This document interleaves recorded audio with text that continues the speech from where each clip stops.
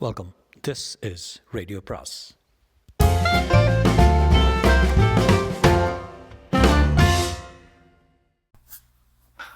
அனைவருக்கும் அன்பு வணக்கம். ராக்கி ரங்கராஜனின் மறுபடியும் தேவகி அத்தியாயம் 25. கீழே போய் அந்த அம்மாளுக்கு தண்ணீரை கொடுத்து குடிக்க சொல்லிட்டு வா என்று இருட்டுக்குரல் கட்டளையிட்டது. சூரி கற்சிலை போல நின்றிருந்தான். இங்கே ஊசோ தாத்தா பச்சை மிளகாயை கடித்து விழுங்குவதும், அங்கே மரகதம் ஐயோ எரிகிறதே தாங்கலையே என்று கன்னங்களை பொத்திக்கொண்டு அலறுவதும் எப்படி நடைபெறுகிறது? ஒருவருடைய எண்ணத்தை இன்னொருவருடைய மனத்தில் பாய வைப்பது மிக கஷ்டப்பட்டாவது ஒப்புக்கொள்ளலாம், சாத்தியம் என்று. இந்த அதிசயம் தன் புலன்களில் ஏற்படும் உணர்ச்சிகளை இன்னொருவருடைய புலன்களுக்கு ஏற்றுவது கற்பனையில் கூட ஒப்புக்கொள்ள முடியாததாக அல்லவா இருக்கிறது. சூரி பிரமித்து திகைத்து நின்றதோடு இல்லை, மந்திர சக்திக்கு கட்டப்பட்டவன் போல அசையாது நின்றான் அச்சத்தினால். ஊசோ தாத்தாவின் சக்திகளையும் திறமைகளையும் பலமுறை கண்ணால் கண்டவன்தான் அவன். ஆனால் அப்போதெல்லாம் அவன் உள்ளத்தில் வியப்பு மட்டுமே ஏற்பட்டு வந்திருந்தது. இப்போதுதான் பயமும் சூழ்ந்து கொண்டது. இந்த ஊசோ தாத்தா மனிதன் அல்ல, யந்திரம் என்று அவரே சொல்லிக்கொண்ட வார்த்தை அவன் செவியில் மோதின. சாதாரண எந்திரம் கூட அல்ல, ராட்சசத்தனமான எந்திரம். இது ஒரு அமானுஷ்யமான அசுர பிறவி என்று கிளி அவனை பிடித்து கொண்டது. தன்னையும் அறியாமல் ஒரு பயங்கர விஷ சுழலில் மாட்டிக்கொண்டு விட்டோமோ என்ற பயம் அவன் புத்தியை மயக்கியது. கண்களை செருக வைத்தது, உடலை தள்ளாட வைத்தது. போ கீழே என்று இருட்டுக்குரலின் இரண்டாவது அட்டலும், சூரி சூரி எங்கேப்பா போயிட்ட நீ? திடீர்னு எனக்கு உடம்பே எரியுத என்று கீழ் ஹாலில் மரகதம் போட்ட கூச்சலும் அவனை சுய பிரஜைக்கு கொண்டு வந்தன. இது போகிறேன் என்று கூறி தடதடவென்று கீழிறங்கி சென்றான். ஒரு செம்பில் தண்ணீரை மொண்டு எடுத்துக்கொண்டு, இந்தா சித்தி குடி குடி என்று பதற்றமாக மரகதத்திடம் கொடுத்தான். மடமடவென்று ஒரு செம்பு தண்ணீரை குடித்து முடித்த பிறகுதான் தலை நிமிர்ந்தாள் மரகதம். சூரி எனக்கு திடீர்னு என்றவாறு அவனை பார்த்தவள் திடுக்கிட்டான். சூரி ஏன் எப்படி இருக்க? ஏன் உன் உடம்பு நடுங்குது? உடம்பெல்லாம் வேர்த்தும் சட்டையெல்லாம் தெப்பமாக நனைஞ்சிருக்க. என்ன செய்துட்டு இருந்த என்று அடுக்கடுக்காக கேள்விகளை வீசினான். ஒன்றுமில்ல என்று சமாளித்து கொண்டான் சூரி. பின்கட்டில் ஒரு பழைய அறையை ஒழிச்சிட்டு இருந்தேன். ஜன்னல் இல்லாத இருட்டுறையால் வேர்த்திருக்கே. அவன் பேச்சை நம்புவதா கூடாதா என்று தெரியாமல் மிரள விழித்த மரகதம், நான் போயிட்டு அப்புறமா வர்றேன். எனக்கு என்னவோ இங்கே இருக்கவே பயமாக இருக்குது. என்ன காரணம்னே தெரியல. யாரோ என் மனசுக்குள்ளே புகுந்துட்டு என்னென்னவோ சொல்கிற மாதிரி இருக்குது. என் கண்ணம்மாக்கு அம்பிகா சொல்வாளே தனக்கு என்னமோ பண்ணுதுன்னு, அது இப்படி தான் இருக்குமோ? சூரி அம்பிகா எப்படியாவது கண்டுபிடிச்சி என்று தடுமாறினான். சூரிய அவளை கையை பிடித்து அழைத்து சென்று வாசல் வரையில் கொண்டு போய்விட்டான். கவலைப்படாது சத்தியே, அம்பிகா எங்கேயும் போயிருக்க மாட்டா. இதை பற்றி நீ எல்லார்ட்டையும் சொல்லி பெருசாக பரவுற மாதிரி செய்யாமல் இரு. என் பொறுப்பு அவளை கண்டுபிடிக்கிறதே என்றான். நான் வரேன் என்று சொல்லிக்கொண்டே பஸ் ஸ்டாப்பை நோக்கி தள்ளாடிய வரை சென்றாள் மரகதம். அந்த ஒரு துணையும் அகன்றதும் சூரியன் அச்சம் பன்மடங்கு அதிகரித்தது. தன்னுடைய சொந்த வீட்டின் உட்புறத்தை திரும்பி பார்க்கவே அவனுக்கு திகிலாக இருந்தது. இருந்தாலும் என்ன பைத்தியகாரத்தனா, ஊசோ தாத்தா எனக்கு நன்மை செய்வதற்காகவே வந்தவரே, அவரையே நான் ஒதுக்குனா என் லட்சியம் நாரதே என்று தனக்குத்தானே சொல்லிக்கொண்டு மீண்டும் மாடி அடைந்தான். ரொம்ப பயந்து போயிருக்கிறாய் இல்லையா சூரி என்று ஆந்தைத்தனமான சிரிப்பு அவனை வரவேற்றது. இல்லை ஊசோ தாத்தா என்றான் சூரி. குழம்பி போயிருக்கேன், அவ்வளோதான். அந்த சக்கரை இங்கிருந்து தப்பி போயிருப்பதால் மறுபடி போலீஸ் துணையுடன் வந்து சோதனைக்கு இதனை போடுவானான்னு என்ற சிரிப்பு அவன் பேச்சை தடைப்படுத்தியது. அவன் வரமாட்டான், பயப்படாதே. சும்மா துப்பறையும் வேலையும் செய்து பார்க்குறானே தவிர அவன் நோக்கமெல்லாம் மனத்தத்துவ ஆராய்ச்சி தான். போலீஸை வரவழைச்சி தன் நோக்கத்தை தானே கெடுத்துக்கொள்கிற முட்டாள் அல்ல அவன்.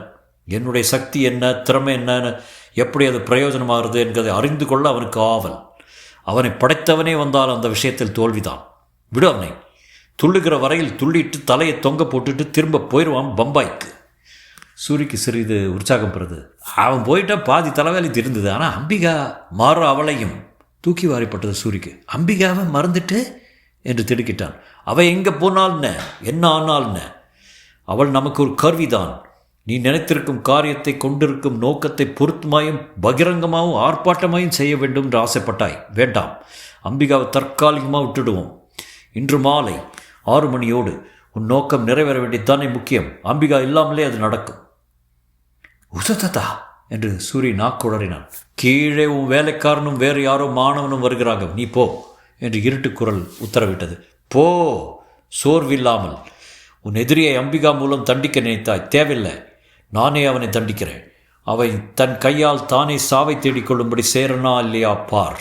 சூரியன் மெய் நடுங்கியது இந்த சூளுரையை கேட்டு. வேத சிகாமணியை தொடர்வதற்காக பக்கிரிசாமி இறக்கிவிட்டதும், எங்க சார் இனிமேல என்று டாக்ஸி ஓட்டி கேட்டான். இவ்வளோ பெரிய ஹோட்டல் பக்கத்தில் இருக்கிற போது இந்த கேள்வி கேட்குறிய?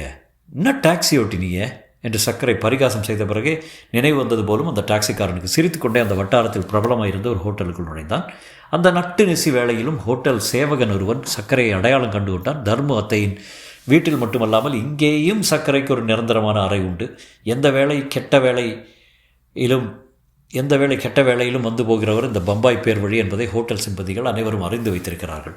சர்க்கரை என்று அழைத்துச் சென்றவன் பக்கிரிசாமியைப் போலவே இன்னொரு பரமானந்த சிஷ்யன் என்று சொல்லலாம். 19 வயதான அவன் பேர் ராம்ஜி. சுபாவத்தில் இன்னும் ஒரு 10 வயது குறைத்து சொல்லலாம். பம்பாயிலிருந்து வரும்போதெல்லாம் சர்க்கரை இவனுக்காக ஒரு ஸ்பெஷல் ரேசரோ சாக்லேட் பெட்டியோ டெர்லின் துணியோ கொண்டு வராமல் இருப்பதில்லை. அந்த நன்றி மறவாமல் எந்த நடுராத்திரி வேளையிலும் தயாராக வைத்திருப்பது போல இன்றைக்கு ஃப்ளாஸ்கை திறந்து கொதிக்க டீயை ஊற்றி கொடுத்தான் டம்ளரில். கட்டிலில் சாய்ந்தபடி அதை உறிஞ்சியவாறு பாடா இந்த களைப்புடன் கண்ணை மூடிக்கொண்டான் சர்க்கரை.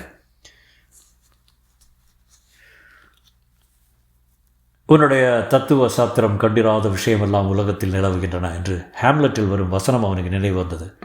சாரே, அந்த ஸ்டாம்ப்பு என்று தலையை சொரிந்தான் ராம்ஜி. எந்த ஸ்டாம்ப்பு என்று ஆச்சரியத்துடன் சுற்றுமுற்றும் பார்த்தான் சர்க்கரை. நான் ஸ்டாம்புகள் சேர்க்குறவன்னு உங்களுக்கு தெரியாது சார் என்று இழித்தான் ராம்ஜி. அந்த பர்மா ஸ்டாம்பெல்லாம் தூக்கி எறிஞ்சு விடாமல் என்கிட்டே கொடுத்துருங்க சார்.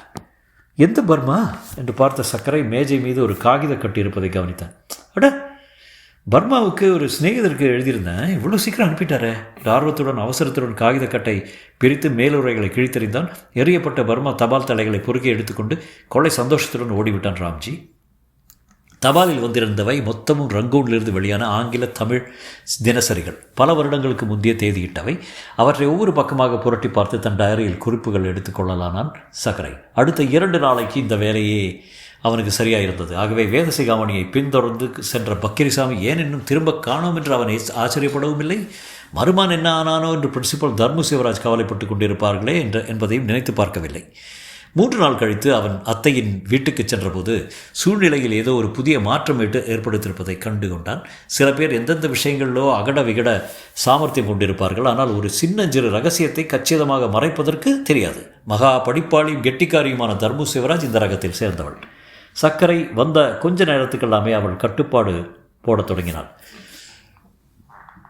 உன் சாப்பாடு, தூக்கம், நடவடிக்கை எல்லாவற்றையும் இந்த முன்னறையிலிருந்து வச்சுக்கோ. பின்கட்டுக்கு போகக்கூடாது என்று அசட்டுத்தனமாக தடை போட்டதும். ஏன் பின்கட்டில் யார் கூடி வந்திருக்காங்க என்று சர்க்கரை கேட்டு விட்டான். கூடி வந்திருக்கிறாங்களா? யாரும் இல்லையே என்று அனாவசிய அவசரத்துடன் தர்மம் மறுத்ததோடு ஃபோட்டோ ஆல்பத்தில் கோந்து தடவி கொண்டிருந்த சிவராஜையும் பார்த்து விழிகளை உருட்டினாள். வாயை திறந்தீர்களானால் ஜாக்கிரதை என்ற அர்த்தத்தில். அம்பிகா இந்த வீட்டில் இருப்பதை பற்றி எவருக்கும் தெரிவிக்கக்கூடாது என்று முன்பே டிரைவருக்கும் சமையற்காரி அம்மணியம்மாளுக்கும் வேலைக்காரிக்கும் உத்தரவிட்டிருந்தாள். அவள் வெளியாருக்கு வேண்டுமானால் தெரியாமல் வைத்துக்கொள்ளலாம். வீட்டிலே இருப்பவர்களிடம் எப்படி மறைக்க முடியும் என்று அவள் யோசித்து பார்க்கவில்லை.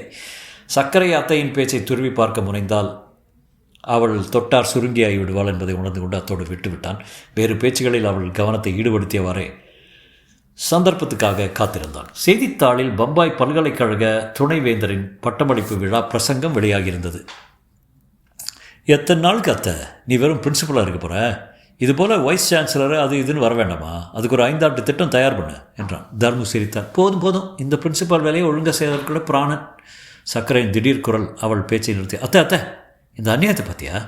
உன் அருமையான ஸ்னோ பாட்டில் போன வாரம் வாங்கியது காலி ஆயிடுச்சு அதுக்குள்ள என்று கூவினான். அவ்வளவுமே திருத்துட்டா என்று அலறி பாய்ந்தபடி வந்து அவன் கையில் இருந்த ஸ்னோ புட்டியை பார்த்த தர்மு சிவராஜ் மறுவினாடியே மருமான் தன்னை மடக்கி விட்டான் என்பதை உணர்ந்தாள். சர்க்கரை பெரிதாக நகைத்து முழுக்க ஸ்னோவுடன் இருந்த புட்டியை திரும்ப மூடி வைத்தான். தீர்த்துட்டாளான்னு கேட்டியே, அது யார் அத்தை? எவன் வந்திருக்காங்க என்றான். நீ ரொம்ப பொல்லாதவன் என்று போலி கோபத்துடன் குற்றம் சாட்டினாள் தர்மம். ஷேக்ஸ்பியர் படைத்த சீசர் சொல்லலையா, அவள் அளவுக்கு மீறி சிந்தனை செய்கிறான், ஆகவே ஆபத்தான பேர் வழின்னு. அந்த ரகத்தை சேர்ந்தவன் நான். என்னிடம் நீ ஜாக்கிரதையாக இருக்கணும் என்று நகைத்தான் சர்க்கரை. இல்லாததால் வீட்டுக்குள்ளே நுழையும் போதே கண்டுபிடிச்சிட்டேன். உனக்கு முல்லை பிடிக்காது, மல்லிகை தான் பிடிக்கும். ட்ரெஸ்ஸிங் டேபிள் மீது முல்லைப்பூ இருக்கிறத கண்டதுமே இன்னொரு பெண் ஜன்மம் இந்த வீட்டில் பூந்துருக்குன்னு தெரிஞ்சிட்டேன். உனக்கு உயிருக்கு உயிராக இந்த ஸ்னோ மீது பழி போட்டால் அலறுவேன்னு கணக்கிட்டேன். அதிலும் ஜெயம் போகட்டும். யார் வந்திருக்கிறது? அம்பிகா என்று வேறு வழி இல்லாமல் தர்மம் ஒப்புக்கொண்டார். அம்பிகாவா? 2 நாளாக இங்கே தான் இருக்கா, யாருக்கும் தெரியாமல் என்றார் தர்மு சிவராஜ். இதோ கூப்பிடுறேன். அம்பிகா, ஹே அம்பிகா. அம்பிகா வரவும் இல்லை, பதில் குரல் கொடுக்கவும் இல்லை. பின்கட்ட அறையில் இருந்தாளே என்று சொல்லிக்கொண்டு உள்ளே விரைந்த தர்முவை பின்தொடர்ந்தான் சர்க்கரை. அம்பிகா இருக்க வேண்டிய அறை காலியாக இருந்தது. அம்பிகா, அம்பிகா என்று கூப்பிட்ட வண்ணம் தேடினாள். வீட்டில் ஒரு பூகம்பமே நிகழ்ந்து கொண்டிருந்தாலும் தன் பாட்டுக்கு தனது புகைப்பட உலகத்தில் ஆழ்ந்திருப்பது சிவராஜன் வழக்கம். அதே போல இத்தனை பேரும் பதறி துடித்து கொண்டு அம்பிகாவை தேடுகிறார்களே என்பதை பற்றி கவலைப்படாமல் தன் டார்க் ரூமுக்குள் நுழைந்தார். ஃபிலிம் ரோல் ஒன்றை கழுவதற்காக. நுழைந்தவர் அடுத்த கணம், தர்மோ இங்கே வா, வந்து பாரு என்று கூவினார். சர்க்கரையின் தர்மம் விரைந்து வந்து பார்த்தபோது நாற்காலியில் மயங்கி துவண்டு கிடந்தாள் அம்பிகா. புகைப்பட அறையின் சிவப்பு பல்பு அவள் மீது கோரமான இரத்த ஒளியை பாய்ச்சி கொண்டிருந்தது. கண்கள் செருகியிருந்தன. ஐயோ, மும்போல மறுபடியும் என்றபடி அவளை தொடச் சென்று தர்முவை சட்டென தடுத்து நிறுத்தினான் சர்க்கரை. முன்பு வருகிற மயக்கம் போல இது தோன்றலாது என்றான் அவன். அம்பிகாவின் முகத்தை கூர்ந்து கவனித்தபடி, இப்போது அவன் முகத்தில் இருள் அடையலை, பிரகாசம் ஏற்படுது. கண்ணில் கூட ஒரு வித தெளிவு இருக்கிறது பாரு. எங்கேயோ மணி 6 அடித்து கொண்டிருந்தது. தொடரும்.